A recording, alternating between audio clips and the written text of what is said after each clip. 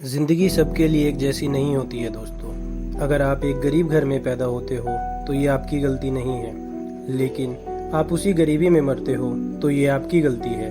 ज़िंदगी पर थोपना और हालात को कोसना तो बहुत आसान होता है दोस्तों, और ज़्यादातर लोग ऐसा करते भी हैं। लेकिन दुनिया में ऐसे भी लोग हैं जो हालात के आगे कभी नहीं झुकते, बल्कि हालात को अपने आगे झुकने को मजबूर कर देते हैं। दोस्तों, आज हिंदी मोटिवेशनल स्टोरीज में हम आपके लिए लेकर आए हैं ऐसे ही एक इंसान की कहानी, जिसने अपनी ज़िंदगी की शुरुआत तो भीख मांगने से की थी, लेकिन अपने हौसले और जज्बे की बदौलत आज करोड़ों रुपए की कंपनी खड़ी कर दी है। जी हाँ दोस्तों, हम बात कर रहे हैं रेणुका राध्या जी की। किस्मत कब किस पर मेहरबान हो जाए कुछ कहा नहीं जा सकता। कुछ लोग किस्मत से ज्यादा अपनी मेहनत पर भरोसा रखते हैं। वो किस्मत के बदलने का इंतजार नहीं करते, बल्कि खुद अपनी मेहनत और लगन के दम पर अपने नसीब को बदल कर रख देते हैं। इन्हीं लोगों में से एक है रेणुका राध्या, जो कभी गलियों में भीख मांगने को विवश थे, लेकिन आज उन्होंने अपनी मेहनत और लगन के दम पर 40 करोड़ रुपए की कंपनी खड़ी कर दी है। उनकी सफलता का यह रहस्य काफी दिलचस्प है दोस्तों।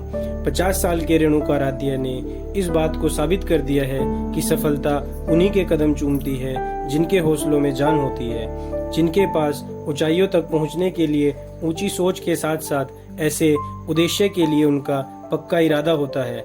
एक वक्त था जब रेणुका राध्या अपने पिता के साथ गांव-गांव, गली-गली जाकर भीख मांगते थे, लेकिन अपनी कड़ी मेहनत और लगन के बदौलत ही आज उन्होंने 40 करोड़ का कारोबार स्थापित कर लिया है। रेणुका राध्या बेंगलुरु के पास स्थित एक छोटे से गांव के रहने वाले हैं, जिनका जन्म एक गरीब पुजारी परिवार में हुआ था।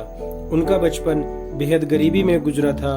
बचपन से ही उन्होंने कठिन परिस्थितियों का सामना किया था। रेणुका राध्या के घर की स्थिति इतनी बुरी थी कि उन्हें अपनी पढ़ाई पूरी करने के लिए दूसरों के घर नौकर की तरह काम करना पड़ता था। किसी तरह रेणुका राध्या ने 10वीं तक की पढ़ाई पूरी की, जिसके बाद वो एक बूढ़े अनाथ व्यक्ति के घर पर रहकर उनकी सेवा करने लगे। बुजुर्ग की सेवा करने के साथ साथ ही वो पास वाले मंदिर में पुजारी के रूप में काम करते थे।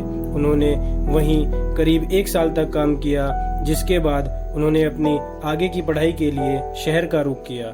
उनके पिता ने उनका नाम एक आश्रम में लिखवा दिया था। उस आश्रम में उन्हें सिर्फ 2 बार, सुबह के समय 8 बजे और शाम के समय 8 बजे ही खाना मिलता था।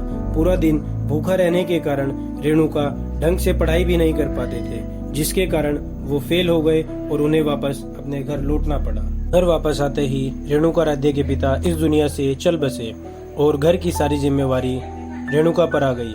उन्होंने घर चलाने के लिए काम ढूंढना शुरू किया, लेकिन कहीं काम मिल ही नहीं रहा था। काफी मशक्कतों के बाद उन्हें एक फैक्ट्री में नौकरी मिल गई। उन्होंने वहां 1 साल तक काम किया। उसके बाद वो दूसरी फैक्ट्री में काम करने लगे। उस फैक्ट्री में प्लास्टिक और बर्फ बनाने का काम होता था। इसके बाद उन्होंने बैग की ट्रेडिंग करने वाली कंपनी में भी काम किया।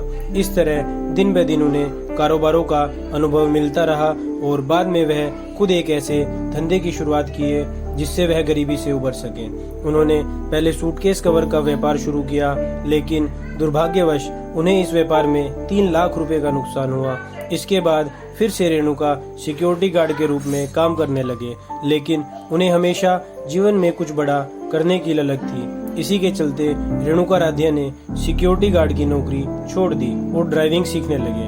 अपने रिश्तेदारों से कुछ पैसे उधार लेकर रेणुका ने ड्राइविंग का काम शुरू कर दिया, लेकिन इस बार भी किस्मत उनके साथ नहीं थी। इस बार पार्किंग के दौरान कार से टक्कर हो जाती है, लेकिन इस बार भी रेणुका हार नहीं मानते और दिन रात ड्राइविंग की प्रैक्टिस करने के बाद एक सफल ड्राइवर बन जाते हैं। कुछ दिनों बाद उन्होंने एक ट्रैवल एजेंसी ज्वाइन की और वहां पर बतौर ड्राइवर काम करने लगे।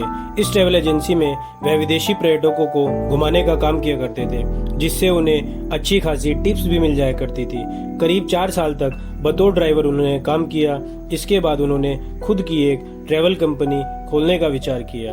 अपनी खुद की सेविंग और बैंक से कुछ मदद लेकर उन्होंने अपनी पहली कार खरीदी और प्रवासी कैब्स प्राइवेट लिमिटेड नाम से एक कंपनी की शुरुआत कर दी। इस कार को 1 साल चलाने के बाद उन्होंने एक और कार खरीदी और उसी समय एक कैब कंपनी की स्थिति खराब चल रही थी।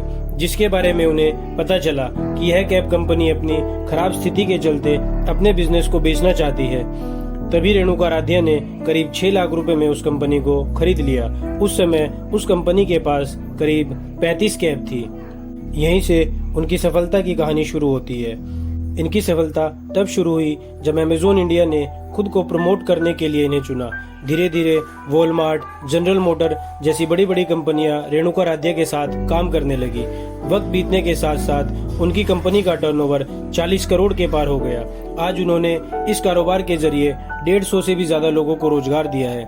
रेणुका महिला सशक्तिकरण के मद्देनजर महिलाओं को ड्राइवर बनाने के लिए प्रोत्साहित करते हैं और उन्हें खुद की कार खरीदने के लिए 50,000 रुपए की मदद भी करते हैं। रेणुका राध्या की सफलता की कहानी सभी के लिए प्रेरणा स्रोत है। उनकी यह कहानी हर किसी को मोटिवेट करती है। फर्श से अर्श तक का यह सफर करने वाले रेणुका राध्या सभी के लिए एक मिसाल है। दोस्तों, अगर आपको ये वीडियो अच्छी लगी हो तो चैनल को सब्सक्राइब करें और वीडियो को लाइक जरूर करें। धन्यवाद दोस्तों।